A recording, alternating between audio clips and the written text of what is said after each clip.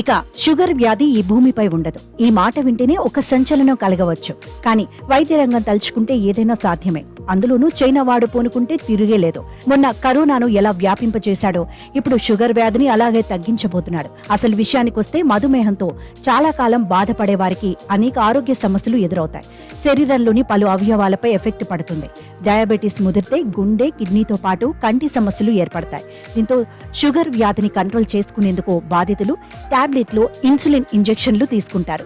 తాజాగా అందుబాటులోకి వచ్చిన సెల్ థెరపీతో టాబ్లెట్లు, ఇన్సులిన్ ఇంజెక్షన్ల బాధ తప్పే అవకాశం ఉంది. చైనా సైంటిస్టులు సెల్ థెరపీతో డయాబెటీస్ ను నయం చేశారు. సెల్ థెరపీ ద్వారా డయాబెటిక్ పేషెంట్లలోని పెరిపరల్ బ్లడ్ మోనోన్యూక్లియర్ సెల్స్ ను సీడ్ సెల్స్ గా మారుస్తారు. ప్యాంక్రియాట్, ఐలెట్ సెల్స్ రీక్రియేట్ చేశారు.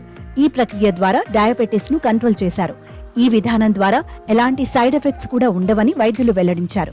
అయితే ఈ కొత్త విధానానికి సంబంధించి తొలి దశ ప్రయోగం సక్సెస్ అయింది. ఇంకా కొన్ని పరిశోధనలు కొనసాగుతున్నాయి. అవి కూడా సక్సెస్ అయితే ఈ విధానం అమల్లోకి రానుంది.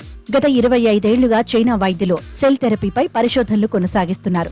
డయాబెటీస్ తో బాధపడుతున్న ఓ 59 ఏళ్ల బాధితుడిపై ఈ ప్రయోగం మొదలుపెట్టారు. ఇదే వ్యక్తికి 2017లో షుగర్ కారణంగా కిడ్నీ ట్రాన్స్ప్లాంటేషన్ జరిగింది. ఆ తర్వాత కొద్ది రోజుల నుంచి ఈ పరిశోధన విస్తృతం చేశారు. సెల్ థెరపీ ద్వారా అతడికి చికిత్స కొనసాగించారు. ఈ ట్రీట్మెంట్ మొదలుపెట్టిన తర్వాత సుమారు 10 నుంచి 11 వారాల తర్వాత ఇన్సులిన్ ఇవ్వాల్సిన అవసరం కనిపించలేదు. షుగర్ కంట్రోల్ కోసం టాబ్లెట్లు కూడా వేసుకోలేదు.